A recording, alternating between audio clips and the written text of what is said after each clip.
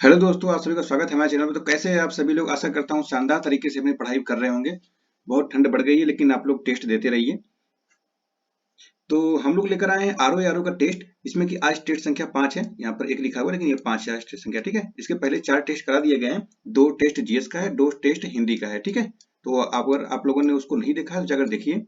हमारे चैनल का नाम है पीआर नॉलेज रिसर्च सेंटर। तो अगर आप हमारे चैनल पे अगर पहली बार आए हैं तो हमारे चैनल को सब्सक्राइब कर लीजिए। हमारे चैनल पे यूपी पीसीएस, यूपीएससी और आर ओ का टेस्ट चलाया जा रहा है और घटना चक्र भी पढ़ाया जा रहा है। देखिए, घटना चक्र भी पढ़ना बहुत जरूरी होता है। अगर आप यूपीएससी, यूपी पीसीएस या आर ओ के एग्जाम दे रहे हैं तो प्रीवियस ईयर क्वेश्चन किस प्रकार के आते हैं आपको ये पता होना चाहिए।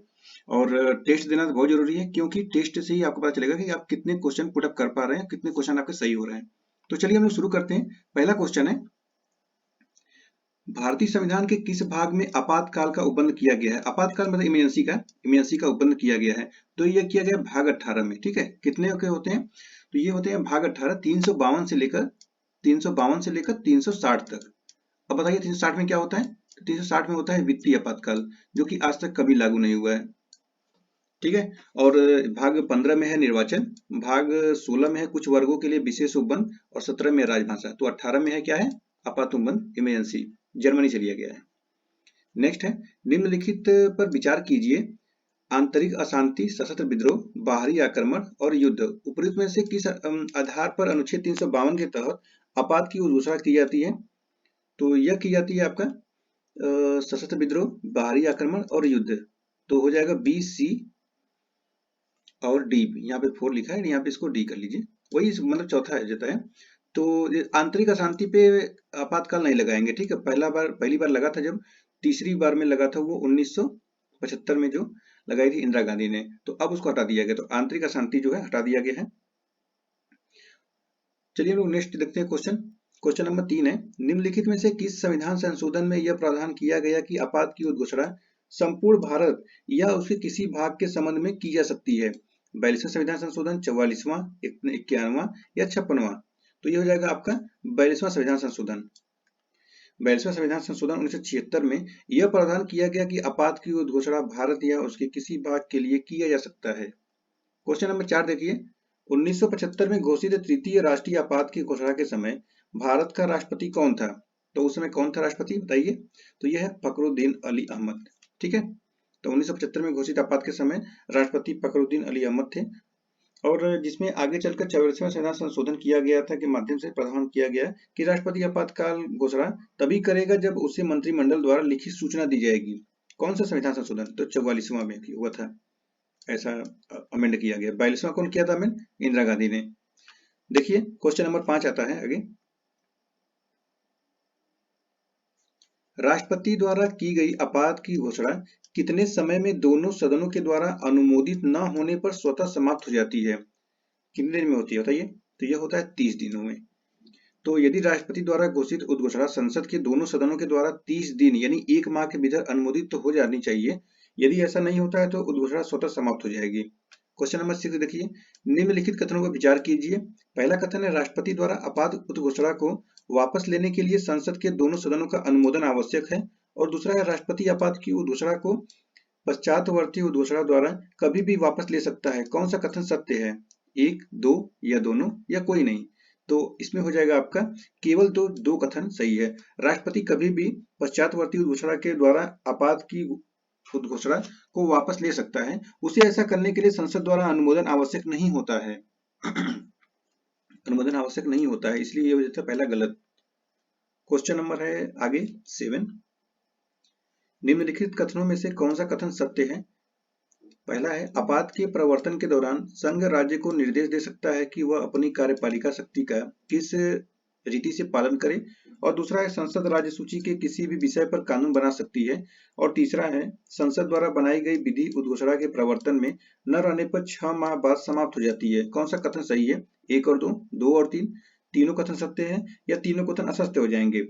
तो इसमें हो जाएगा तीनों कथन सत्य हैं, ऑप्शन नंबर सी हो जाएगा। देखिए इसमें पॉलिटी का इसमें रिवीजन की तरह चल रहा है इसको, तो पूरे जितने भी क्वेश्चन पॉलिटी से हैं सारे क्वेश्चन इसमें समाहित है। ध्यान से पढ़िए इसको, ताकि कोई भी पॉलिटी से क्वेश्चन आए तो छूटे ना आपका। क्वेश्चन नंबर 8 है, संसद द्वारा एक बार अनुमोदित होने के बाद आपात की उद्घोषणा कितने समय तक लागू रहती है? कितने समय तक लागू रहती है? तो यह रहती है 3 माह तक लागू रहती है।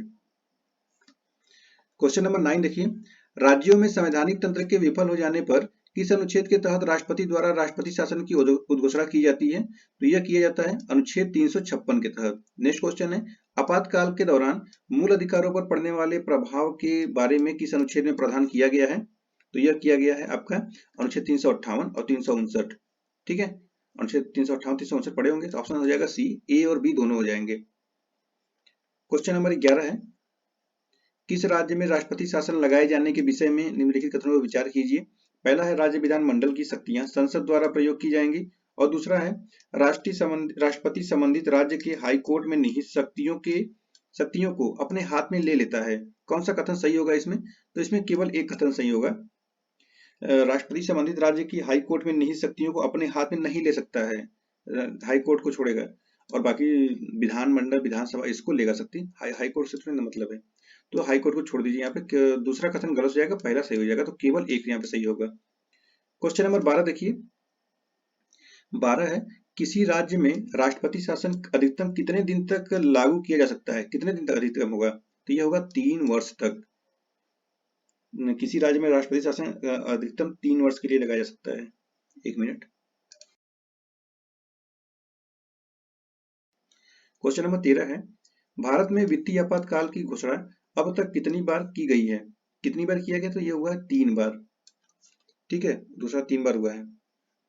और आज तक 360 जो कि वित्तीय आपातकाल है, सॉरी वित्तीय आपातकाल पूछ रहे हैं ना, वित्तीय आपातकाल, ये है ऑप्शन डी, एक बार भी नहीं लगाया गया। यहाँ पे इसको हटाइए, वित्तीय आपातकाल पूछा है, ना कि ये आपातकाल। वित्तीय आपातकाल है, एक बार भी नहीं लगा गया है। और आपातकाल 3 बार लग चुका है, लेकिन वित्तीय आपातकाल एक बार भी नहीं लगा है। ऑप्शन नंबर डी होगा, गलती से सी हो गया, ऑप्शन नंबर डी। ठीक है, आपातकाल एक बार भी नहीं। 360 अनुच्छेद 360 के अंतर्गत आता है वित्तीय आपातकाल। क्वेश्चन नंबर 14 देखिए, निम्नलिखित में कौन सी समिति केंद्र राज्य संबंध से संबंधित नहीं है? राजमन्नार समिति, सरकारिया आयोग, तारकुंडे समिति या पुंछी आयोग? तो यह है आपका तारकुंडे समिति। तारकुंडे समिति का संबंध चुनाव सुधार से संबंधित है, और जबकि बाकी केंद्र राज्य से संबंधित है। ये हो जाता है चुनाव से संबंधित है। क्वेश्चन नंबर 15 है, निम्नलिखित में से किस समिति ने यह अनुशंसा की कि राज्यपाल की नियुक्ति एक समिति द्वारा की जानी चाहिए? तो यह है वेंकट चेलैया समिति। वेंकट चेलैया समिति द्वारा यह सिफारिश की गई थी कि राज्यपाल की नियुक्ति एक समिति के माध्यम से की जानी चाहिए। इस समिति में प्रधानमंत्री, गृह मंत्री, लोकसभा अध्यक्ष, उपराष्ट्रपति तथा राज्य के मुख्यमंत्री शामिल हों। क्वेश्चन नंबर 16 है, पंचायत राज व्यवस्था को मजबूत बनाने के लिए ग्रामोद्धार समिति का गठन किसकी अध्यक्षता में किया गया था? बलवंत राय मेहता, पी के थुंगन। तो ये हो जाएंगे आपके बलवंत राय मेहता। पंचायत राज व्यवस्था को मजबूत बनाने की सिफारिश करने के लिए 1957 में बलवंत राय मेहता की अध्यक्षता में ग्रामोद्धार समिति का गठन किया गया था। क्वेश्चन नंबर 17 देखिए, 73वां संविधान संशोधन अधिनियम पूरे देश में कब लागू हुआ था? तो यह हुआ था 24 अप्रैल 1993 को, 24 अप्रैल 1993। ठीक है। क्वेश्चन नंबर 18 है, निम्न में से कौन सा कथन सत्य है? 74वें संविधान संशोधन द्वारा ग्राम को संवैधानिक दर्जा दिया गया। तो 73वें में दिया गया था, 74वें में तो नगरी को दिया गया था। और ऑप्शन बी है, किसी ग्राम की निर्वाचक नामावली में दर्ज नामों वाले व्यक्तियों को सामूहिक रूप से ग्राम सभा कहा जाता है। और तीसरा है, ग्राम सभा में केवल एक ही गांव शामिल किया जा सकता है। और चौथा है, ग्राम पंचायत ग्राम सभा के कार्यों का निरीक्षण सब मूल्यांकन करती है।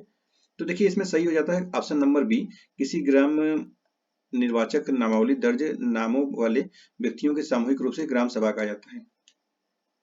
क्वेश्चन नंबर 19 देखिए, 19 है, निम्न में से कौन सा कथन गलत है, असत्य है? अनुच्छेद 243 के तहत राज्य का निर्वाचन आयोग के गठन का प्रावधान किया गया है। और बी है, राज्य निर्वाचन आयोग के निर्वाचन आयुक्त नियुक्ति राज्यपाल द्वारा की जाती है। और तीसरा है, पंचायतों के निर्वाचन के संबंध में सभी विषयों पर विधि बनाने का अधिकार राज्य निर्वाचन आयोग को है। चौथा है, पंचायत चुनाव का निर्णय राज्य सरकार द्वारा किया जाता है। कौन सा कथन सही है, मतलब गलत इसमें है? तो गलत आपका हो जाता है ऑप्शन नंबर सी जो है ये गलत है। पंचायतों के निर्वाचन के संबंध में सभी विषयों पर विधि बनाने का अधिकार राज्य निर्वाचन आयोग को है, ये कथन गलत है। और बाकी ए, बी, डी सही है। देखिए, संविधान के भाग 9 के अनुच्छेद 243 के तहत निर्वाचन आयोग का गठन प्रावधान किया गया है। आयोग को पंचायतों में नगर पालिका के सभी निर्वाचनों के लिए निर्वाचक नामावली तैयार करने तथा निर्वाचनों के संचालन का अधीक्षण, निदेशक और नियंत्रण की शक्ति प्रदान की गई है। पंचायतों के निर्वाचन के संबंध में सभी विषयों पर विधि बनाने का अधिकार राज्य विधानमंडल को है तथा पंचायत चुनाव का निर्णय राज्य सरकार द्वारा किया जाता है। ठीक है, तो इसीलिए ऑप्शन नंबर सी जो है गलत है, विधानमंडल को है। क्वेश्चन नंबर 20 है, यदि कोई नगर पालिका समय के पूर्व विघटित कर दी जाती है तो निर्वाचन पश्चात गठित नई नगर पालिका कितनी अवधि के लिए कार्य करेगी? कितनी अवधि के लिए करेगी? तो यह करेगी शेष अवधि तक के लिए, मतलब जितना बचा रहेगा उसने के लिए। क्वेश्चन नंबर 21 है, एक ग्राम पंचायत में महिलाओं के लिए कितने प्रतिशत पद आरक्षित होने चाहिए? तो ये होने चाहिए 33%, जो कि इस समय बहुत ही सेंसिटिव मुद्दा बना है। बना क्या है, पास हो गया है बिल 33% महिलाओं के लिए, लेकिन 2029 में कि 28 में है, उसको लागू करने के लिए कहा गया है। क्वेश्चन नंबर 22 देखिए, एक पंचायत के भंग होने के, अब यहाँ पे डैश है, माह के अंदर नया चुनाव कराया जाएगा, तो ये कराया जाएगा 6 माह। क्वेश्चन नंबर 23 है, किसी राज्य में नगर पालिका का सीमा क्षेत्र अनुसूचित करने के लिए सक्षम है, तो यह है राज्य का राज्यपाल। 24 नंबर क्वेश्चन है, 12वीं अनुसूची में नगर पालिकाओं के लिए कितने विषयों का उल्लेख किया गया है? तो यह है 18 विषय के लिए। नेक्स्ट है, भारत का पहला नगर निगम स्थापित हुआ था, तो ये है मद्रास। कब हुआ था? 1687 में भारत का पहला नगर निगम मद्रास स्थापित हुआ था। इसके पश्चात 1726 में बम्बई तथा कलकत्ता हुआ था। ठीक है, तो सबसे पुराना कौन सा है? 1687-88 का मद्रास। नेक्स्ट क्वेश्चन है, किस संविधान संशोधन अधिनियम द्वारा सहकारी समितियों को संवैधानिक स्थान व संरक्षण दिया गया है? तो यह दिया गया है 97वें संविधान संशोधन अधिनियम द्वारा। संसद ने दिसंबर 2011 में देश में सहकारी समितियों के प्रभावी प्रबंधन से संबंधित 97वें संविधान संशोधन पारित किया था। 15 फरवरी 2012 से लागू हुआ था यह, और संविधान में परिवर्तन के तहत सहकारिता को संरक्षण देने के लिए अनुच्छेद 19(1)(c) में संशोधन किया गया और उनसे संबंधित अनुच्छेद 43(b) और भाग 9(b) को सम्मिलित किया गया था। नेक्स्ट क्वेश्चन है, निम्न में से किस समिति ने अनुशंसा की थी कि हर राज्य में एक वित्त आयोग का गठन होना चाहिए? तो यह किया था पीके थुंगन समिति ने। कब? 1988 में। नेक्स्ट है, संविधान का कौन सा भाग सहकारी समितियों से संबंधित है? सहकारी समितियों से, तो यह है भाग 9 का ख में सहकारी समिति से संवैधानिक दर्जा प्रदान किया गया है। 29 नंबर क्वेश्चन देखिए, राज्य निर्वाचन आयोग का मुख्य कार्य है, क्या है? तो यह है ग्राम पंचायतों का निर्वाचन संपन्न कराना। विधानसभा और विधान परिषद, जो विधानसभा का चुनाव है तो वो तो कराएगा आपका निर्वाचन आयोग केंद्र का। राज्य निर्वाचन आयोग ग्राम पंचायतों का निर्वाचन संपन्न कराए, तो ऑप्शन नंबर सी इसका हो जाएगा 29 का। क्वेश्चन नंबर 30 देखिए, सामुदायिक विकास कार्यक्रम की शुरुआत कब हुई? तो यह होता 2 अक्टूबर 1952 को। नेक्स्ट है, राजस्थान के नागौर में सर्वप्रथम अनौपचारिक रूप से पंचायती राज व्यवस्था का उद्घाटन किसके द्वारा किया गया था? किसके द्वारा किया गया था? तो यह पंडित जवाहरलाल नेहरू द्वारा, प्रधानमंत्री थे उस टाइम, और यह हुआ था 1959, 2 अक्टूबर 1959 को।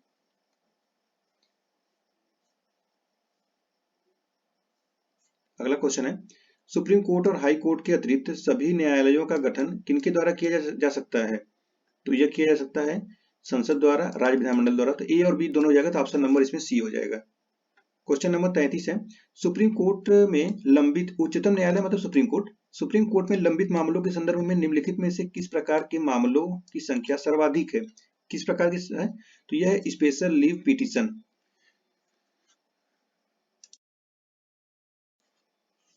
देखिए, हाई कोर्ट की तरह सुप्रीम कोर्ट में भी कुल लंबित मामलों की तुलना में उनके निस्तारण की क्षमता कम है। सुप्रीम कोर्ट के मामले में यह बोझ भारतीय संविधान के अनुच्छेद 136 के तहत स्पेशल लीव पिटीशन के कारण बढ़ता है, जो किसी भी पक्ष को किसी भी अदालत या न्यायाधिकरण से सीधे सुप्रीम कोर्ट तक पहुंचने की शक्ति प्रदान करता है। प्रारंभ में केवल असाधारण परिस्थितियों में प्रयोग की जाने वाली स्पेशल लीव पिटीशन अब सुप्रीम कोर्ट में नित्य प्रयोग की जाने वाली एक अपरिहार्य घटना हो गई है। इसके लगभग 85% मामले लंबित हैं। ठीक है। क्वेश्चन नंबर 34 है, निम्नलिखित में से कौन सुमेलित नहीं है? सुप्रीम कोर्ट से परामर्श राष्ट्रपति की शक्ति अनुच्छेद 143 सही है। तदर्थ न्यायालयों की नियुक्ति 131 तदर्थ न्यायालयों की नियुक्ति 121 31 नहीं है, बल्कि 127 है। 27 ये गलत हो जाएगा, तो बाकी सब सही होंगे। कुछ दशाओं में दोनों सदनों की संयुक्त बैठक 108 में सही है। उपराष्ट्रपति राज्याभिषेक राज्यसभा पदेन सभापति होना अनुच्छेद 64 ये भी सही हो जाएगा। तो इसमें ऑप्शन हो जाएगा बी 34 का। 35 देखिए, राष्ट्रपति हाई कोर्ट के किसी न्यायाधीश का एक उच्च न्यायालय से दूसरे उच्च न्यायालय में स्थानांतरण निम्नलिखित में से किसके परामर्श से करेगा? तो ये करेगा सुप्रीम कोर्ट के मुख्य न्यायाधीश से, ऑप्शन नंबर बी। 36 है, भारतीय संविधान द्वारा सुप्रीम कोर्ट की स्थापना से पूर्व निम्नलिखित में से कौन सा सर्वोच्च अपीली न्यायालय था? कौन सा था? तो ये थे प्रीवी काउंसिल। क्या होता है? तो ब्रिटिश शासन के दौरान, जिसे आमतौर पर किंग ऑफ काउंसिल या प्रीवी काउंसिल कहा जाता था, भारत में अदालतों द्वारा पारित फैसले और आदेश के विरुद्ध अपील करने के लिए सर्वोच्च मंच था। इसने भारतीय और अंग्रेजी कानूनी प्रणाली के बीच पुल के रूप में कार्य किया था। अब भारत सरकार अधिनियम 1935 को कानून की व्याख्या करने और संघीय मामलों में संबंधित विवादों पर न्याय निर्णय के लिए संघीय न्यायालय के रूप में स्थापित किया गया था इसको।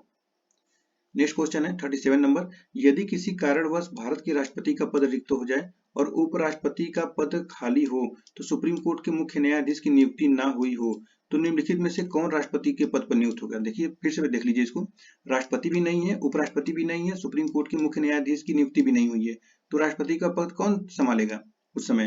प्रधानमंत्री, मुख्य निर्वाचन अधिकारी, लोकसभा का अध्यक्ष, सर्वोच्च न्यायालय का अन्य न्यायाधीश। तो इसमें क्या हो जाएगा? तो ये सर्वोच्च न्यायालय का जो अन्य न्यायाधीश जो वरिष्ठ रहेंगे वो संभालेंगे, तो ऑप्शन नंबर डी हो जाएगा। ठीक है, ऐसे क्वेश्चन देखिए पढ़ लीजिए। अभी तक तो ऐसे ही था, राष्ट्रपति नहीं रहेगा तो उपराष्ट्रपति, उपराष्ट्रपति भी नहीं रहेगा तो सर्वोच्च न्यायालय का सीजीआई, अगर वो भी नहीं रहा तो अन्य न्यायाधीश भी रहेंगे, वो संभालेंगे। ठीक है, क्वेश्चन नंबर 38 है, न्यायपालिका की स्वतंत्रता का सॉरी न्यायपालिका की स्वतंत्रता का अर्थ है, चार कथन है यहाँ पर।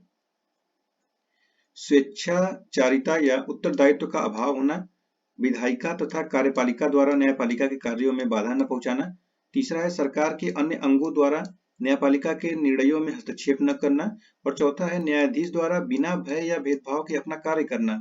तो इसमें देखिए आपका हो जाएगा पहला कथन जो है गलत, स्वेच्छाचारिता उत्तरदायित्व का अभाव होना, ये कथन गलत है, और बाकी 2, 3, 4 सही हो जाएंगे, तो ऑप्शन नंबर सी सही हो जाएगा। एक काट दीजिए, इसको काट दीजिए और इसको काट देंगे तो एक ही बचेगा, ऑप्शन नंबर सी। ठीक है, नेक्स्ट है, भारत के सर्वोच्च न्यायालय के क्षेत्राधिकार के अंतर्गत सम्मिलित है मौलिक क्षेत्राधिकार, अपीली क्षेत्राधिकार, सलाहकारी और रीट संबंधी। कौन सा कथन कूट का प्रयोग करके बताइए कौन सा सही है? तो इसमें सभी के सभी कथन सही हो जाएगा, ऑप्शन नंबर डी हो जाएगा।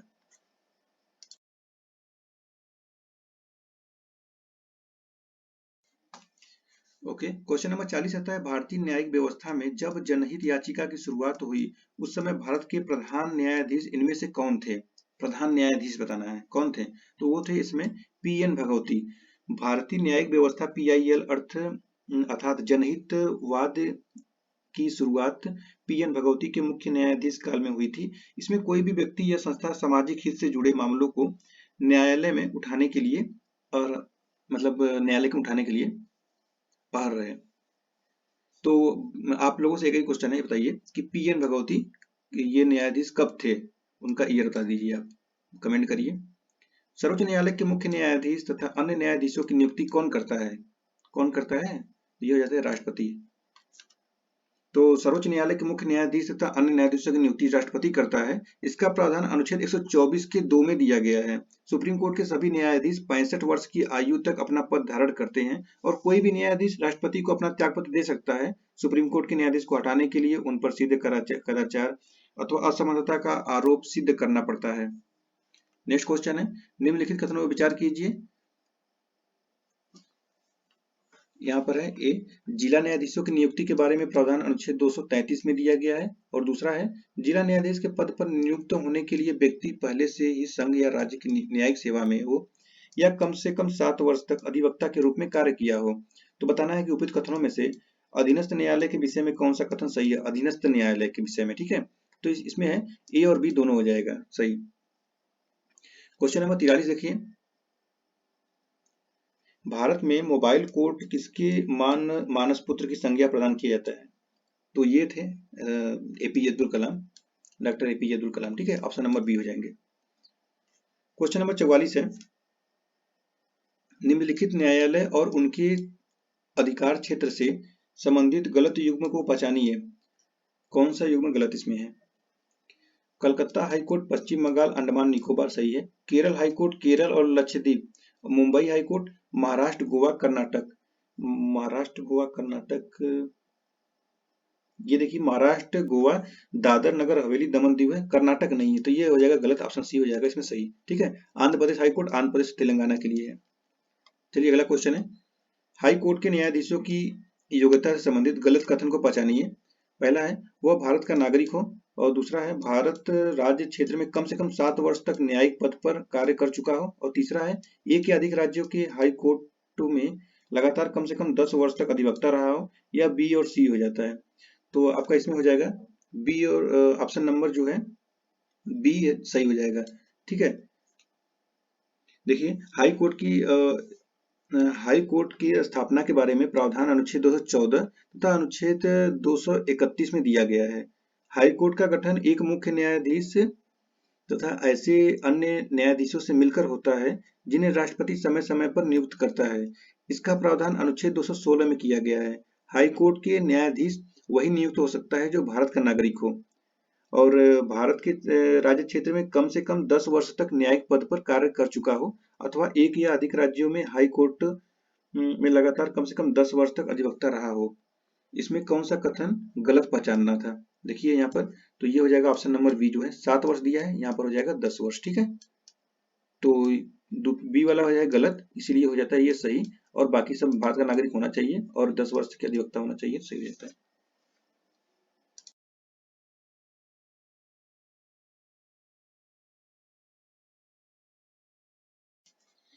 क्वेश्चन नंबर 46 देखिए, किस संविधान संशोधन द्वारा हाई कोर्ट के न्यायाधीशों को सेवानिवृत्ति की आयु 60 वर्ष से बढ़ाकर 62 वर्ष की गई थी? तो यह 15वां संविधान संशोधन अधिनियम 1963, ऑप्शन नंबर बी हो जाएगा। क्वेश्चन नंबर 47 है, किस अनुच्छेद के अंतर्गत यह प्रावधान किया गया है कि हाई कोर्ट भी अभिलेख न्यायालय जारी करेगा? तो यह है हाई कोर्ट अभिलेख करेगा न्यायालय, तो ये 226 होना चाहिए। अनुच्छेद 215 के तहत हाईकोर्ट का अभिलेख न्यायालय होना, अभिलेख है ना, अभिलेख, रीड जारी नहीं करना, अभिलेख है, तो ये हो जाएगा ऑप्शन नंबर है 215। ठीक है, 215 हाईकोर्ट अभिलेख न्यायालय होना उल्लेख किया गया, जबकि अनुच्छेद 216 में हाईकोर्ट के गठन का प्रावधान किया गया, और 17 में अनुच्छेद 127 में, यहाँ पे 127 है ना, अनुच्छेद 127 में तदर्थ न्यायमूर्तियों की नियुक्ति प्रावधान है, और अनुच्छेद 129 में क्या है, तो यह सुप्रीम कोर्ट के अभिलेख न्यायालय होना चाहिए था, तो यह सुप्रीम कोर्ट का है, 215 में हाईकोर्ट के अभिलेख का है। सबका हो गया। क्वेश्चन नंबर 48 है, भारत के निर्वाचन आयोग के संबंध में निम्नलिखित कथनों पर विचार कीजिए। कथन 3 है, 3 कथन इसमें है। पहला कथन, निर्वाचन आयोग मुख्य निर्वाचन आयुक्त एवं अन्य आयुक्तों से मिलकर बना होता है। दूसरा है, मुख्य निर्वाचन आयुक्त एवं अन्य आयुक्तों की नियुक्ति राष्ट्रपति द्वारा की जाती है। और तीसरा है, संविधान का अनुच्छेद 324 भारत के निर्वाचन आयोग से संबंधित है। तो कौन सा कथन इसमें सही होगा? तो इसमें हो जाएंगे आपके 1 2 3, तीनों के तीनों कथन सही है। चलिए नेक्स्ट क्वेश्चन देखते हैं। नेक्स्ट है, भारत के निर्वाचन आयोग के संबंध में निम्न पर विचार कीजिए। निर्वाचक नामावली तैयार करना, निर्वाचन की तिथि निर्धारित करना, राजनीतिक दलों को निर्वाचन चिन्ह आवंटित करना। तो कौन सा कथन भारत के निर्वाचन आयोग द्वारा किए जाते हैं? तो ये किए जाते हैं, सभी के सभी कार्य किए जाते हैं। ठीक है, राजनीतिक दलों को निर्वाचन चिन्ह, जैसे कि किसका चुनाव चिन्ह क्या हो, जैसे कमल है, कांग्रेस का हाथ का पंजा है, हाथी है, इमली दे देगा, गड़ासार भी दे देता है। चलिए नेक्स्ट देखते हैं। क्वेश्चन नंबर 50 है, संघ लोक सेवा आयोग यानी यूपीएससी में कार्यवाहक अध्यक्ष की नियुक्ति निम्न में से कौन करता है? तो कौन करता है? ये करता है राष्ट्रपति। क्या राष्ट्रपति हटा भी सकता है? तो देखिए, यदि संघ यूपीएससी के अध्यक्ष का पद रिक्त हो, अथवा अध्यक्ष अनुपस्थिति हो, या किसी अन्य कारण से अपना कार्य न कर पा रहा हो, तो आयोग के सदस्यों में से किसी सदस्य को कार्यवाहक अध्यक्ष के रूप में नियुक्त भारत के राष्ट्रपति द्वारा की जाती है। ठीक है, तो कुल मिलाकर भारत के राष्ट्रपति नियुक्त करते हैं। क्वेश्चन नंबर 51 देखिए, 51 में कहा गया है, संघ लोक सेवा आयोग राज्यों को सलाह दे सकता है। तो यह राज्यपाल के अनुरोध पर, ठीक है, न कि और किसी पे, राज्यपाल अनुरोध अगर करेगा तो सलाह दे सकता है। क्वेश्चन नंबर 52 है, निम्नलिखित में से किसे मेरिट पद्धति का प्रहरी माना गया है? मेरिट पद्धति, तो यह संघ लोक सेवा आयोग, ऑप्शन नंबर सी हो जाएगा। राज्य लोक सेवा आयोग के अध्यक्ष एवं सदस्यों को निम्न में से कौन हटा सकता है? कौन हटा सकता है? तो यह है राष्ट्रपति, ऑप्शन नंबर सी। तो देखिए, राज्य लोक सेवा आयोग के अध्यक्ष सदस्यों की नियुक्ति राज्यपाल द्वारा की जाती है, लेकिन हटाएगा कौन? तो राष्ट्रपति हटाता है। नेक्स्ट क्वेश्चन है, वित्त आयोग के संबंध में निम्न कथनों पर विचार कीजिए। इसका वर्णन अनुच्छेद संविधान के अनुच्छेद 280 में किया गया है। यह एक अर्ध न्यायिक निकाय है। इसका गठन संसद द्वारा किया जाता है। कौन सा कथन सही है? तो ये हो जाएगा 1 और 2 सही है, तीसरा गलत है। तो वित्त आयोग एक संवैधानिक निकाय है जिसका उल्लेख भारतीय संविधान के अनुच्छेद 280 में किया गया है। यह एक अर्ध न्यायिक निकाय है जिसका गठन प्रत्येक 5वें वर्ष आवश्यकता अनुसार उसकी पूर्व राष्ट्रपति द्वारा की जाती है। इसका गठन संसद द्वारा की जाती है। ये कथन गलत है, राष्ट्रपति होगा। 55 नंबर क्वेश्चन देखिए है, प्रथम वित्त आयोग के अध्यक्ष निम्न में से कौन थे? प्रथम वित्त आयोग, तो यह है केसी नियोगी 1951 में। 56 नंबर क्वेश्चन है, राष्ट्रीय अनुसूचित जनजाति आयोग की स्थापना के लिए संविधान में से निम्न में से कौन सा संविधान किया गया था, संशोधन किया गया था? तो यह 9वें संशोधन 89, ऑप्शन नंबर बी हो जाएगा। तो ये होगा 2003 में। क्वेश्चन नंबर 57 देखिए, भारत के नियंत्रक एवं महालेखा परीक्षक केंद्र सरकार की लेखों से संबंधित अपनी रिपोर्ट निम्न में से किसे देता है? ये तो पता ही होगा किसे देता है, राष्ट्रपति को। नेक्स्ट क्वेश्चन है, भारत के महान्यायवादी के संबंध में निम्न में से कौन सा कथन सत्य नहीं है? नहीं, कौन सा कथन गलत है बताना है इसमें। तो ये है, इसका वर्णन संविधान के अनुच्छेद 76 में किया गया है, सही है। इसकी नियुक्ति राष्ट्रपति करता है, ये भी सही है। भारत सरकार का सर्वोच्च विधि अधिकारी, ये सही है। इसका कार्यकाल 5 वर्ष का होता है, 5 वर्ष का नहीं होता है इसका कार्यकाल।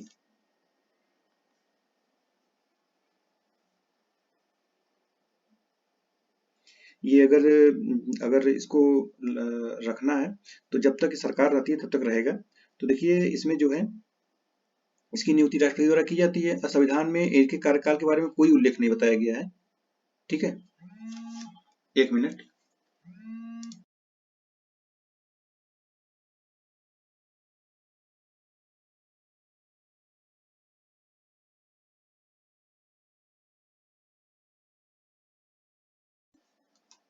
चलिए ठीक है, हम लोग क्वेश्चन नंबर 59 देखते हैं। इसमें देखिए ऑप्शन डी जो है गलत हो जाएगा। नीति आयोग है एक, तो क्या है? तो ये एक गैर संवैधानिक निकाय है। नीति आयोग कब बना था?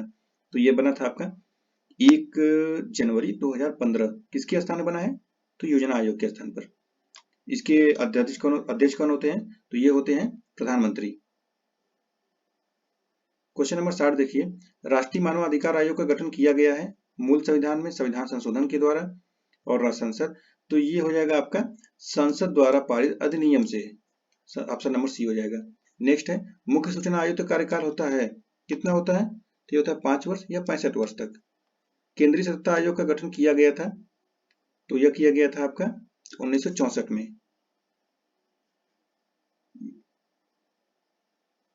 क्वेश्चन नंबर 63 है, भारतीय संविधान के किस अनुच्छेद में नागरिकता संबंधी प्रावधान किए गए थे? नागरिकता संबंधी 6 से 11, 6 से 12, 5 से 12। तो देखिए, इसमें 5 से 11 होना चाहिए, तो कोई नहीं है इसमें, तो ऑप्शन नंबर डी लगा देंगे। 5 से 11 में है नागरिकता। क्वेश्चन नंबर 64 है, निम्नलिखित में से कौन से अधिकार केवल भारतीय नागरिकों को प्राप्त है? लोक नियोजन के विषय में समता का अधिकार, संस्कृति और शिक्षा संबंधी अधिकार, विधि के समक्ष समता, कौन सा है? तो इसमें देखिए 1 और 2 आपका हो जाएगा, ऑप्शन नंबर ए में है। ठीक है, विधि के समक्ष समता, ये विदेशियों को भी प्राप्त है। 65 नंबर क्वेश्चन है,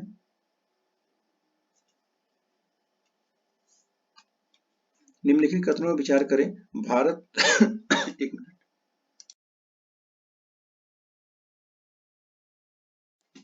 सॉरी, ठीक है। भारत और अमेरिकी दोनों संविधान में संघीय राज्य व्यवस्था को अपनाया गया है, और दूसरा है भारत में एकल नागरिकता का प्रावधान है जबकि अमेरिका में दोहरी नागरिकता की व्यवस्था है। कौन सा कथन इसमें सही नहीं है? तो भाई इसमें तो इनमें से कोई नहीं सही नहीं है, तो ऑप्शन डी हो जाएगा। ठीक है, तो देखिए, भारत में राज्यों के लिए किसी पृथक नागरिकता की व्यवस्था नहीं है जबकि अमेरिका में दोहरी नागरिकता का प्रावधान है, जहां प्रत्येक व्यक्ति न केवल अमेरिका का नागरिक है बल्कि वह राज्य का विशेष का भी नागरिक है। ठीक है, जैसे कि हम लोग के यहाँ अगर इंडिया है तो इंडिया का एक तो इंडिया का नागरिकता तो होगा ही। कोई अगर उत्तर प्रदेश में या मध्य प्रदेश में महाराष्ट्र में रह रहा है तो उसको अलग से नागरिकता मिलेगी, ऐसा वहां का अमेरिका का है। ठीक है, भारत में ऐसा कुछ नहीं है, भारत में सिर्फ एक एक नल है। तो हो जाएगा इसका ऑप्शन डी। क्वेश्चन नंबर 66 देखिए। 66 में कहा गया कि निम्नलिखित में से कौन सा सुमेलित नहीं है। शोषण के विरुद्ध अधिकार 23 से 24 है।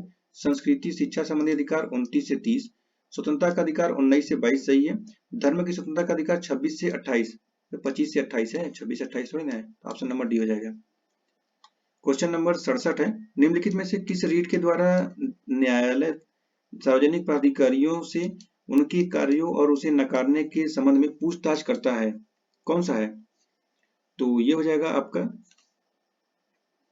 देखिए इसमें अधिकार परीक्षा नहीं है, उत्प्रेषण भी नहीं है, तो ऑप्शन डी जिसमें है कोई नहीं इसमें है।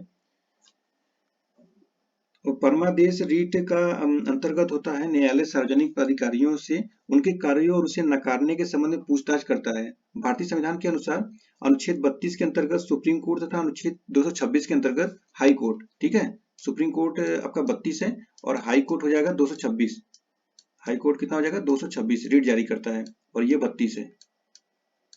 तो इसमें बंदी प्रत्यक्षीकरण परमादेश, और परमादेश में यह न्यायालय की एक नियंत्रणात्मक व्यवस्था है जिसे न्यायालय द्वारा सार्वजनिक अधिकारियों को जारी किया जाता है, परमादेश।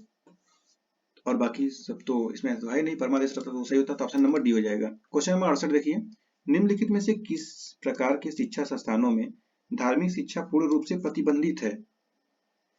जिनका प्रशासन राज्य द्वारा होता है लेकिन स्थापना किसी न्यास के तहत हो, राज्य द्वारा मान्यता प्राप्त संस्थान, राज्य निधि से पूर्णतः पोषित संस्थान। तो ऑप्शन नंबर सी हो जाएगा, ठीक है। राज्य कोई संस्था बनाया है तो उसमें धार्मिक शिक्षा पूर्ण रूप से प्रतिबंधित किया गया है। क्वेश्चन नंबर 69 देखिए। निम्नलिखित में से कौन सा सुमेलित नहीं है? कौन सा सुमेलित नहीं बताना है। तो देखिए अनुच्छेद 34 है, मूल अधिकारों के सशस्त्र बलों पर लागू करने के संबंध में संसद की शक्ति, और दूसरा है 33 मार्शल लॉ, और 35 में है मूल अधिकारों के उपबंधों को प्रभावी करने के लिए विधान। कौन सा कथन इसमें गलत है? तो ऑप्शन इसमें देखिए ए है, 1 और 2 वो गलत है।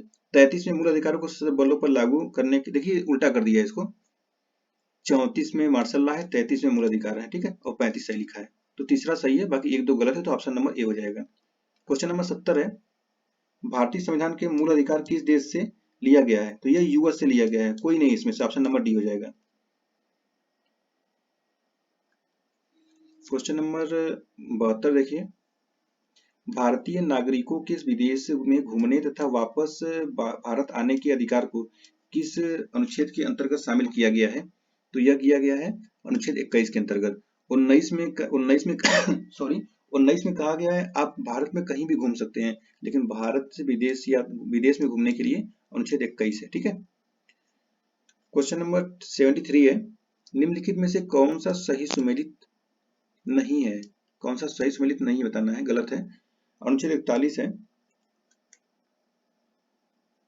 कुछ दशाओं में काम शिक्षा लोक सहायता पाने का अधिकार, सही है। 42 में कहा गया कि काम की न्यायसंगत और मानवोचित दशाओं की संबंधी बंद, ये भी सही है। 43 का कर्मकारों के लिए निर्वाह मजदूरी, तो यह में कहा गया उद्योगों के प्रबंधन के लिए बात किया गया है, न कि कर्मकारों के निर्वाह मजदूरी के लिए, तो ऑप्शन सी जो गलत हो जाएगा। और 43 ख में सहकारी समितियों के लिए, तो ये सही है, तो ऑप्शन सी इसका हो जाएगा सही, क्योंकि सी गलत है। क्वेश्चन नंबर 74 देखिए। नीति निर्देशक तत्व यानी डीपीएसपी के बारे में कौन सा कथन असत्य है? तो ये संविधान के भाग 4 के अनुच्छेद 36 से 51 तक विस्तृत है, सही है। इसे भारतीय संविधान में आयरलैंड के संविधान से ग्रहण किया गया है, ये भी सही है। नीति निर्देशक तत्व का उद्देश्य लोक कल्याणकारी राज्य का निर्माण करना है, ये भी सही है। कौन में से कोई नहीं, तो ये हो जाएगा ऑप्शन डी, कोई नहीं, कोई गलत नहीं है। 75 देखिए। निम्नलिखित में से कौन सा सही नहीं है? 43 के बी में कहा गया है कि सहकारी समितियों की अभिवृद्धि, अभी ऊपर पढ़ा था हम लोगों ने, तो ये सही हो जाएगा। 48 के ए में है राष्ट्रीय महत्व के स्मारकों संस्थानों और वस्तुओं का संरक्षण, ये 49 में है, तो ये हो जाएगा गलत, ऑप्शन बी हो जाएगा सही। तो बाकी 39 ए में समान न्याय और निःशुल्क विधिक सहायता सही है। 47 में स्वास्थ्य के लिए नुकसानदेह, मतलब ये शराब पर प्रतिबंध, ऐसा ही है, तो ऑप्शन डी सही हो जाएगा। तो ये हो जाएगा इसका ऑप्शन नंबर बी, ठीक है। ऑप्शन बी गलत है, तो ऑप्शन बी को सही करेंगे, नहीं पूछा है तो ऑप्शन बी हो जाएगा सही। 76 नंबर देखिए। कहा गया कि समान न्याय और गरीबों को निःशुल्क कानूनी सहायता उपलब्ध कराने से संबंधित नीति निर्देशक तत्व अनुच्छेद 39 ए किस संविधान संशोधन द्वारा जोड़ा गया था? बताइए। तो यह है 42वें संविधान संशोधन 1976। ठीक है, कौन प्रधानमंत्री था उस टाइम। नेक्स्ट क्वेश्चन है, बिना सलाहकार बोर्ड की राय किसी व्यक्ति को कितने समय तक निवारक निरोध के तहत निरस्त किया जा सकता है, मतलब बंदी बनाया जा सकता है। तो यह 3 माह तक, और बढ़ाया भी जा सकता है, ऐसा नहीं है। 78 नंबर क्वेश्चन है, सरकारी क्षेत्र में सामान्य वर्ग के आर्थिक रूप से कमजोर व्यक्तियों के लिए आरक्षण की व्यवस्था किस संशोधन अधिनियम के तहत की गई है। तो यह किया गया है आपका 103वें संविधान संशोधन। देखिए, सरकारी क्षेत्र में आर्थिक रूप से कमजोर वर्गों के लिए आरक्षण की व्यवस्था 103वें संविधान संशोधन 2019 के तहत की गई है, जिसके द्वारा सरकारी क्षेत्र में सामान्य वर्ग के आर्थिक रूप से कमजोर व्यक्तियों यानी EWS के लिए 10% सीटों की आरक्षण, 10%, ठीक है, सीटों के आरक्षण की व्यवस्था 103वें संविधान संशोधन 2019 में की गई है। तो यह option number C. 79 number question देखिए, कहा गया है कि संविधान में केंद्र राज्य संबंधों का विवरण संविधान के किस भाग में दिया गया है। तो यह दिया गया है भाग 11 में। क्वेश्चन नंबर 80 है, किस संविधान संशोधन के तहत शिक्षा को राज्य सूची से समवर्ती सूची में शामिल किया गया है। तो यह किया गया 42वें संविधान संशोधन, इंदिरा गांधी के समय। मिनी कॉन्स्टिट्यूशन कहते हैं 42वें संविधान संशोधन को। नेक्स्ट क्वेश्चन है, समस्त भारत या इसके किसी भाग में कानून बनाने का अधिकार किसे दिया गया है। तो यह है संसद को। क्वेश्चन नंबर 82 है, केंद्र और राज्यों के मध्य सामूहिक महत्व के विषयों की जांच एवं बहस के लिए अंतरराज्यीय परिषद का गठन कौन करता है। तो यह राष्ट्रपति, ऑप्शन नंबर डी हो जाएगा। नेक्स्ट है, केंद्र एवं राज्यों के बीच कराधान व्यवस्था का निर्धारण की सिफारिश राष्ट्रपति से कौन करता है। तो यह करता है वित्त आयोग। आनंदपुर शाही प्रस्ताव का संबंध किससे है। आनंदपुर, तो यह केंद्र राज्य संबंधों से है। आनंदपुर शाही प्रस्ताव ये संबंध लेंडर राज्य संबंधों से है। प्रस्ताव 1973 में अकाली दल पंजाब के आनंदपुर साहिब में हुई थी। संयुक्त राज्य लोक सेवा आयोग का गठन कौन करता है। तो यह है संसद।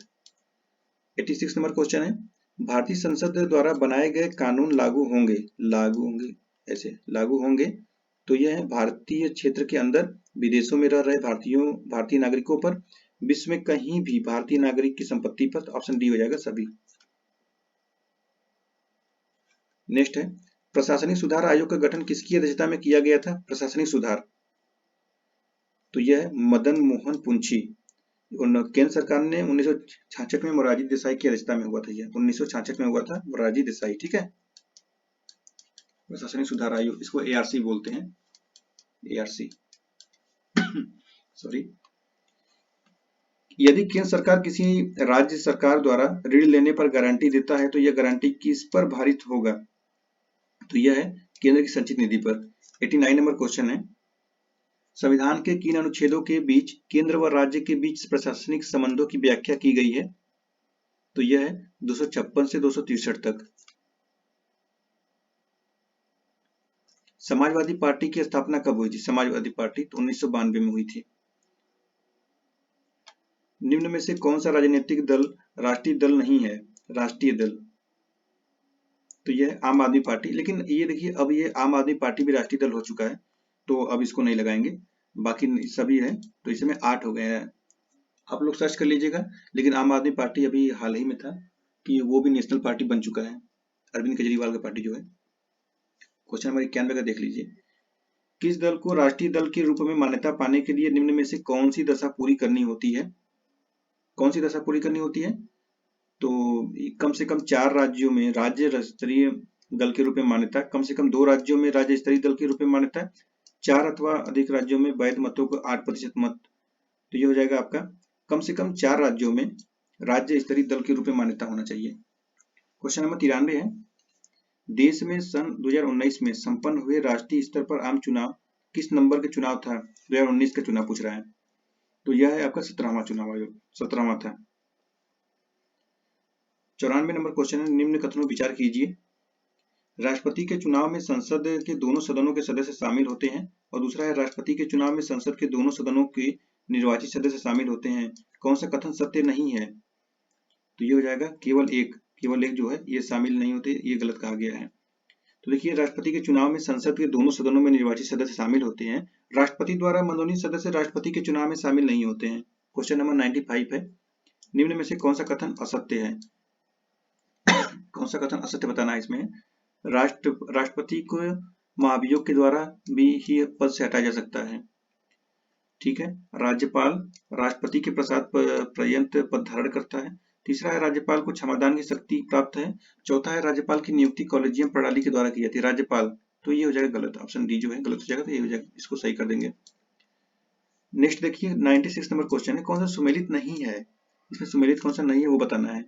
153 में है, प्रत्येक राज्य के लिए एक राज्यपाल। 155 में है, राज्यपाल की नियुक्ति। 213 में है, 213 में कह रहा है कि राज्यपाल का अभिभाषण। तो 213 में राज्यपाल का अध्यादेश जारी करने की शक्ति है, न कि राज्य अभिभाषण, 213 में। ठीक है।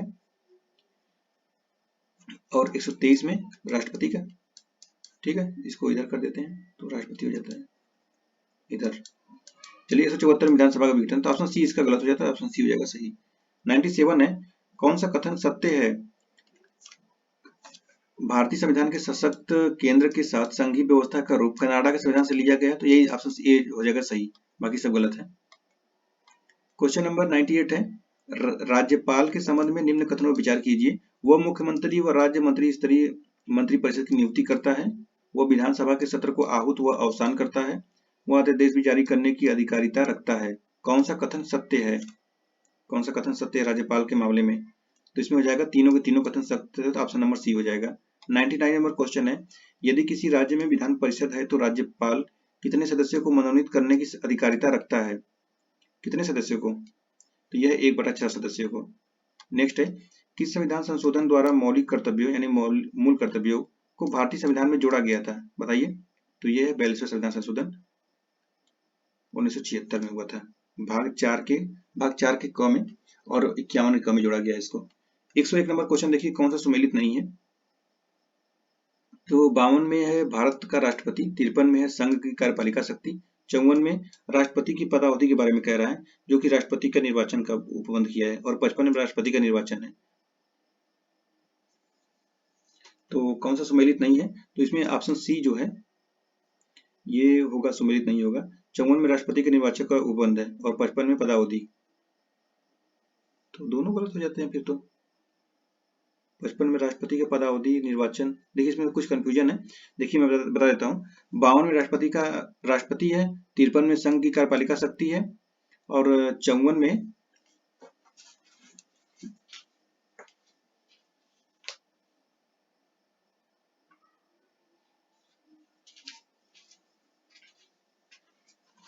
सही है। तो देखिए, राष्ट्रपति की यहाँ पे निर्वाचन होता है, यहाँ निर्वाचन की प्रक्रिया है। ठीक है, प्रक्रिया सही है, तो यहाँ हो जाएगा ऑप्शन नंबर सी जो है यही गलत है। यहाँ पे पदावधि नहीं बल्कि निर्वाचन होता है। ठीक है। नेक्स्ट क्वेश्चन है, क्वेश्चन नंबर 102। 102 में कहा गया है, राष्ट्रपति के निर्वाचन में सम्मिलित होते हैं। कौन कौन सम्मिलित होते हैं इसमें?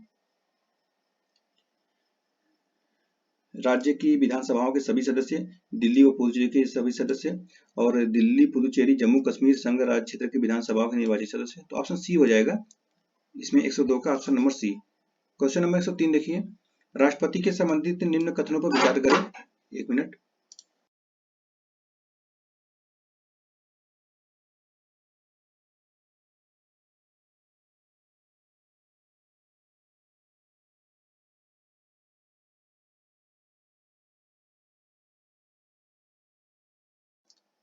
ठीक है, तो 103 नंबर क्वेश्चन देखते हैं। 103 नंबर क्वेश्चन है, राष्ट्रपति से संबंधित निम्न कथनों पर विचार करें।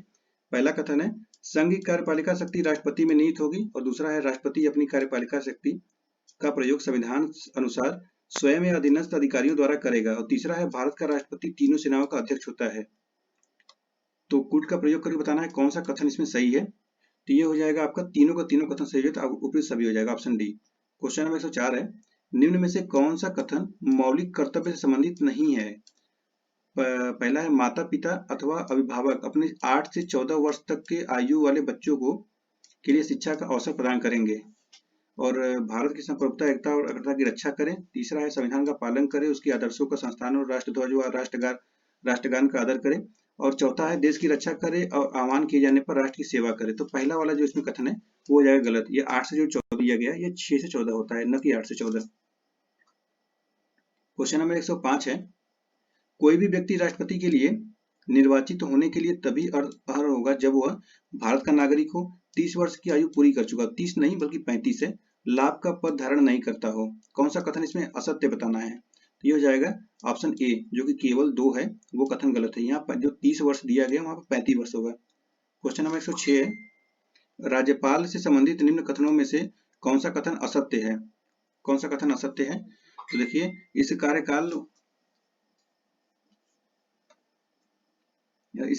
कार्यकाल 5 वर्ष का होता है और एक राज्यपाल एक से ज्यादा राज्यों के राज्यपाल का पद धारण कर ले सकता है।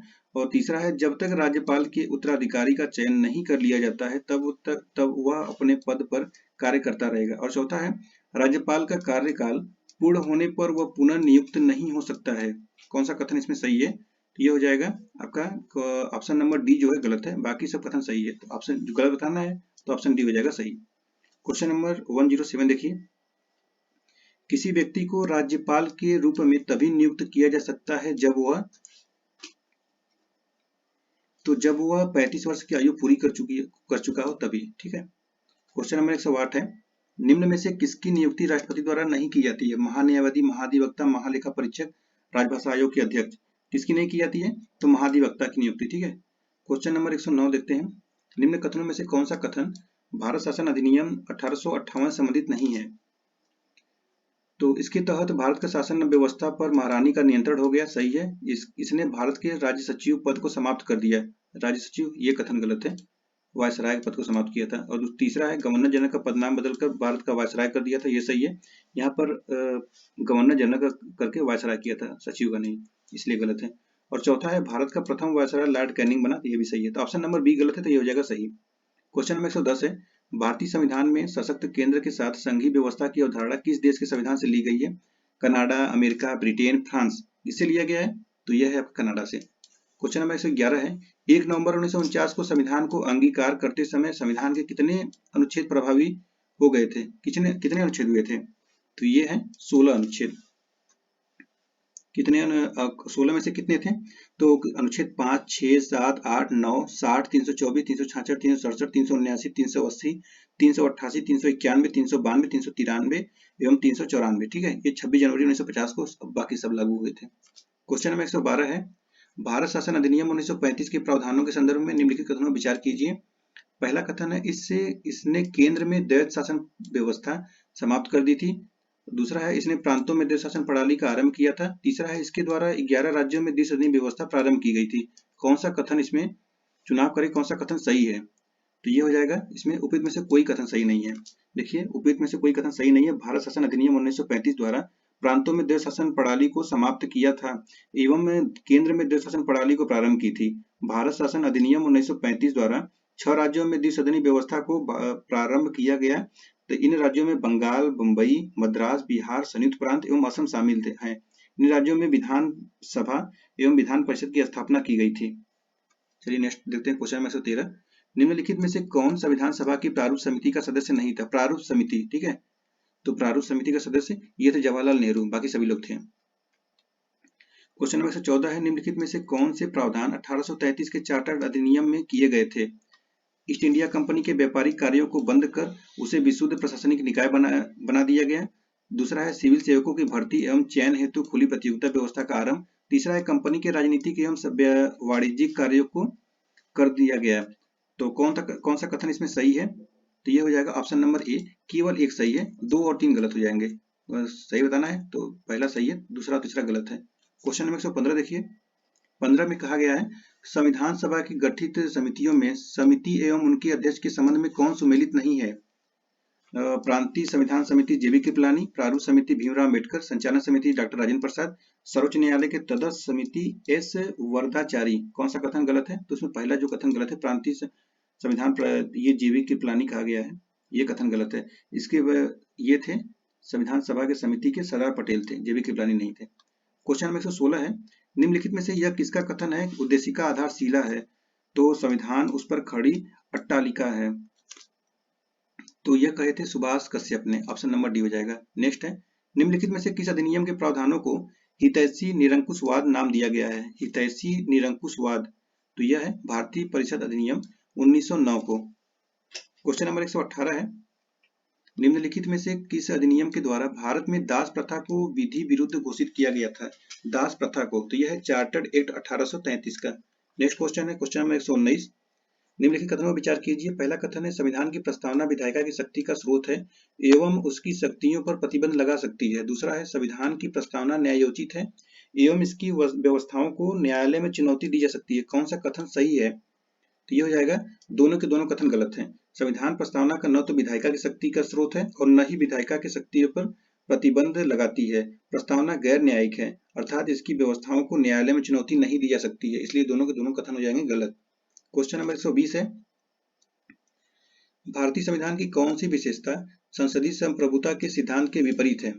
संवैधानिकता का सर्वोच्च सिद्धांत, सर्वोच्चता का सिद्धांत, शक्तियों का पृथक्करण, न्यायिक समीक्षा का सिद्धांत। तो सभी हो जाएगा, तो ऑप्शन नंबर डी हो जाएगा। नेक्स्ट है, निम्नलिखित में से कौन सा प्रावधान भारतीय संविधान की एकात्मकता विशेषता के विरुद्ध है? तो ये हो जाएगा स्वतंत्र न्यायपालिका का प्रावधान, ऑप्शन नंबर डी। नेक्स्ट है, भारतीय संविधान की कौन सी विशेषता संयुक्त राज्य अमेरिका के संविधान से नहीं ली गई है? समवर्ती सूची का प्रावधान, अवशिष्ट शक्तियों के केंद्र में निहित विधि द्वारा स्थापित प्रक्रिया। तो ये हो जाएगा तीनों के तीनों कथन भारत अमेरिका से नहीं लिया गया है। समवर्ती सूची का प्रावधान कहाँ से लिया गया है? तो ये ऑस्ट्रेलिया से लिया गया है। नेक्स्ट है, भारतीय संविधान की प्रस्तावना के संबंध में निम्न में से कौन सा कथन गलत है? प्रस्तावना में कोई भी संशोधन केवल अनुच्छेद 368 के अधीन ही हो सकता है। और दूसरा है, प्रस्तावना को अब तक केवल एक बार ही संशोधित किया गया है। कौन सा कथन इसमें सही होगा? तो इसमें दोनों के दोनों कथन हो जाएंगे गलत। क्यों? तो भारतीय संविधान की प्रस्तावना संविधान द्वारा 22 जनवरी 1947 को पारित उद्देश्य प्रस्ताव पर आधारित है।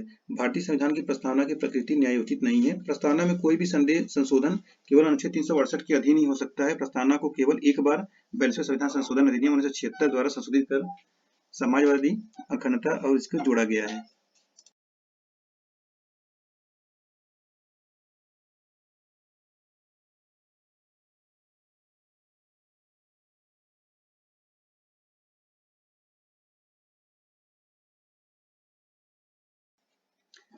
ओके, नेक्स्ट क्वेश्चन है, विधान परिषद के विषय में कौन सा कथन सत्य है? पहला है, इसकी स्थापना या उन्मूलन का अधिकार अनुच्छेद 169 के अंतर्गत संसद को है। और दूसरा है, विधान परिषद के सदस्यों की कुल संख्या राज्य की विधानसभा सदस्यों की कुल संख्या 2/3 से अधिक नहीं होगी। और तीसरा है, इसके 1/12 सदस्यों का चुनाव कम से कम 3 वर्ष पूर्व स्नातक कर चुके व्यक्तियों द्वारा किया जाता है। कौन सा कथन इसमें सही है? तो इसमें 1 और 3 सही हो जाएंगे, दूसरा वाला कथन गलत है। क्वेश्चन नंबर 125 देखिए, निम्नलिखित में से कौन कौन से प्रस्ताव सिर्फ लोकसभा में ही प्रस्तुत किए जाते हैं? अविश्वास प्रस्ताव, निंदा प्रस्ताव, विशेषाधिकार प्रस्ताव, स्थगन प्रस्ताव। कौन से कथन? तो ये हो जाएंगे कथन 1 और 2 सही हो जाएंगे, अविश्वास और निंदा, बाकी 2 ये नहीं। ठीक है। क्वेश्चन नंबर 126 देखिए, 126 में है कि संविधान के किस अनुच्छेद के अनुसार राष्ट्रपति को परामर्श देने के लिए मंत्रिपरिषद होगी? राष्ट्रपति को परामर्श देने के लिए, ठीक है, तो ये हो जाएगा अनुच्छेद 74 में। नेक्स्ट है, प्रधानमंत्री के संबंध में निम्न कथनों में से कौन सा कथन सत्य है? प्रधानमंत्री दोनों सदनों में से किसी भी सदन का सदस्य हो सकता है। और दूसरा है, प्रधानमंत्री राष्ट्रपति के प्रसाद पर्यंत पद धारण करता है। और तीसरा है, वह बहुमत दल का नेता होता है। कौन सा कथन सही है इसमें है? तो ये हो जाएगा उपयुक्त सभी के सभी कथन सही हो जाएंगे। क्वेश्चन नंबर 128 है, राष्ट्रपति पर महाभियोग चलाए जाने के लिए न्यूनतम कितने सदस्यों का हस्ताक्षर आवश्यक होता है? तो ये होता है 1/4। क्वेश्चन नंबर 129 है, संविधान के किस अनुच्छेद में राज्य का महाधिवक्ता पद का प्रावधान है? महाधिवक्ता का पद, तो यह है 165 में है। नेक्स्ट क्वेश्चन है, विधान परिषद के बारे में निम्नलिखित कथनों पर विचार कीजिए। यह भारत के सभी राज्यों में है। इसके सभापति का चुनाव राज्यपाल द्वारा किया जाता है। और तीसरा कथन है, विधान परिषद में चुने जाने के लिए सदस्यों की न्यूनतम आयु 35 वर्ष होनी चाहिए। और चौथा कथन है, राज्य विधान परिषद के 1/3 सदस्य राज्यपाल द्वारा मनोनीत किए जाते हैं। कौन सा कथन सही नहीं है? देखिए यहाँ पर सही नहीं पूछा है, तो ये हो जाएगा आपका ऑप्शन नंबर डी। चारों के चारों कथन गलत हैं।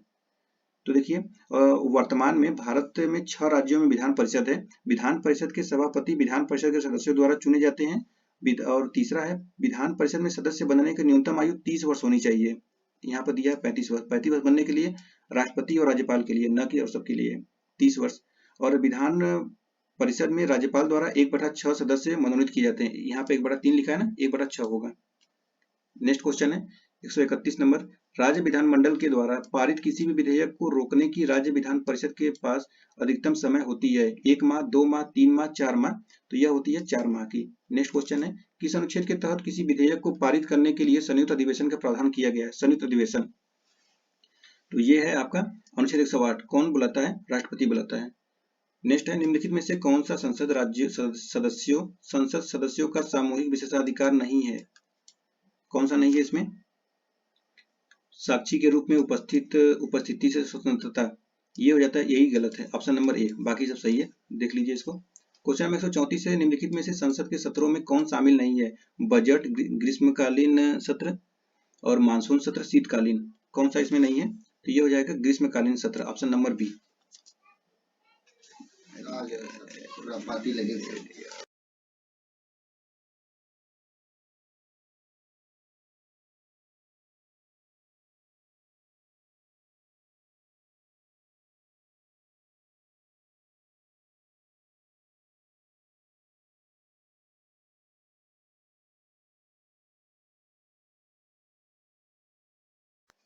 ठीक है, क्वेश्चन नंबर 135 है, निम्न में से कौन सा कथन असत्य है?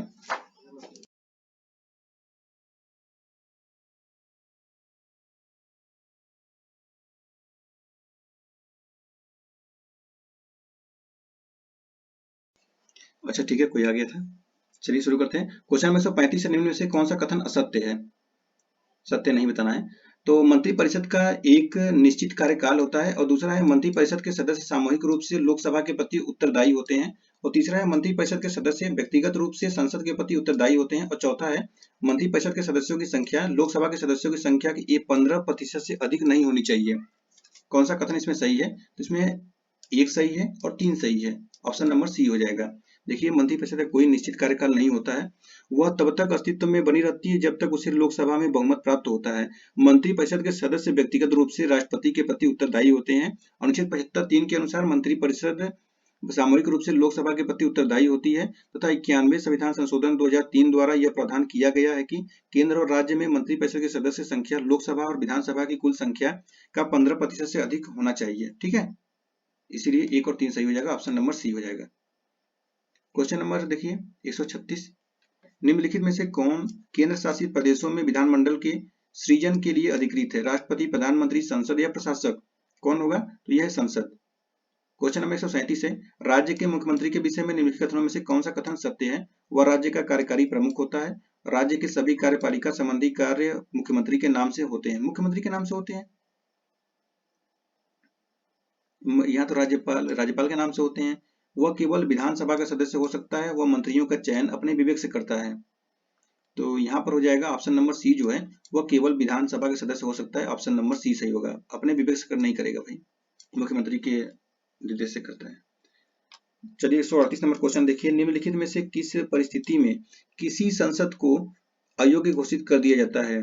वह अपने राजनीतिक दल की सदस्यता स्वेच्छा से छोड़ देता है, और कोई निर्दलीय सदस्य के रूप में निर्वाचन के बाद किसी दल में शामिल हो जाता है, और तीसरा है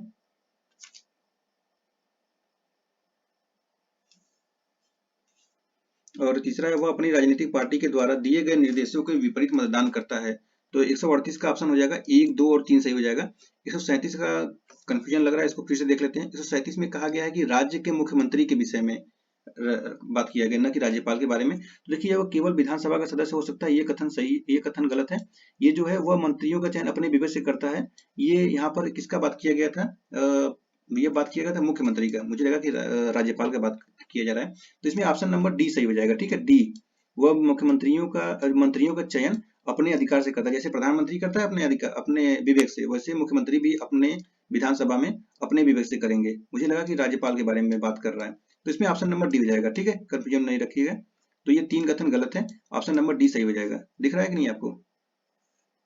देखिए क्वेश्चन नंबर 139 देखिए, 2 क्वेश्चन और बचे हुए हैं। 139 नंबर क्वेश्चन है, संसद के किसी सदस्य द्वारा वाद विवाद को समाप्त करने के लिए लाया जाने वाला प्रस्ताव कटौती, विशेषाधिकार, ध्यानाकर्षण या स्थगन, तो ये होता है कटौती प्रस्ताव। इसमें कोई सदस्य कटौती प्रस्ताव लाकर वाद विवाद समाप्त करने का प्रयास करता है। यदि प्रस्ताव स्वीकृत हो जाए तो वाद विवाद रोककर मतदान की प्रक्रिया शुरू की जाती है। सामान्यतः 4 प्रकार की कटौती होती है, प्रस्ताव होते हैं। साधारण कटौती, कटकों में कटौती, कंगारू कटौती, गिलोटिन कटौती। चलिए लास्ट क्वेश्चन देखते हैं। सुमेलित नहीं है, कौन सा सुमेलित नहीं है? राज्य लोकसभा में आवंटित सीट। देखिए सीटों की संख्या भी बहुत ज्यादा ऐसे पूछते हैं, तो सबको याद कर लीजिए। राजस्थान में 25 है, सही है। पंजाब, यहाँ पे पंजाब में 12 है, यहाँ पे 13 है, ठीक है। पंजाब में 12 नहीं बल्कि 13 है। गोवा में 2 है, बिहार में 40 है, ठीक है। तो लोकसभा की सीटें बिहार में 40 है। और आप बताइए कि यूपी में कितने हैं? यूपी तैयारी करें तो यूपी बताना पड़ेगा, तो बस कमेंट करके इसको ही बताइए कि यूपी में लोकसभा की सीटें कितनी है और राज्यसभा की भी, ठीक है। राज्यसभा की बताइएगा भी। तो चलिए इस प्रकार इसको हम लोग समाप्त करते हैं। समाप्त हो गया 140 क्वेश्चन। और अब नेक्स्ट टेस्ट जो आएगा, टेस्ट संख्या 6, तो वो होगा हिंदी का टेस्ट, ठीक है। तो ये 5वां था टेस्ट, और 6ठा टेस्ट नेक्स्ट वीडियो में किया जाएगा। चलिए हम लोग फिर मिलते हैं नेक्स्ट वीडियो में। और अगर आप सभी हमारे चैनल से नहीं जुड़े तो प्लीज जुड़िए, और इस वीडियो को अपने दोस्तों में शेयर करिए अगर अच्छा लगे तो। और वैसे कोई आप पे कोई फोर्स नहीं किया जा रहा है। अगर आपको अच्छा लगता है तो वीडियो को लाइक करिएगा और अपने दोस्तों में शेयर करिएगा। बहुत मेहनत किया जा रहा है, बहुत इस पे बहुत सारे वीडियो अपलोड किए गए, तो आप लोग चाहते हैं तो उसको शेयर करिए और अपने इसको वीडियो का लाभ उठाइए। देखिए वो सब बहुत सारे पेड पीडीएफ होते हैं जो कि पैसे देकर खरीदे जाते हैं, ऐसे फ्री में कहीं से नहीं उठाया जा रहा है। तो बहुत सारे यूपीएससी के, पीसीएस के भी पीडीएफ है, उस पे उसका वीडियो बनाया गया है। तो आप लोग टेस्ट जाकर उसको करिए और टेस्ट करिए। और अगर आप लोग अच्छा लगे तो कमेंट करके बताइए कि आप लोग कैसा लग रहा है, फीडबैक दीजिए। अगर आप लोग कमेंट करेंगे तो हम लोग का और भी मोटिवेट होंगे, हम लोग अच्छे वीडियो और अच्छे अच्छे तरीके से लेकर आया जाएगा उसको। चलिए हम लोग फिर मिलते हैं नेक्स्ट वीडियो में। आप सबके बहुत बहुत धन्यवाद।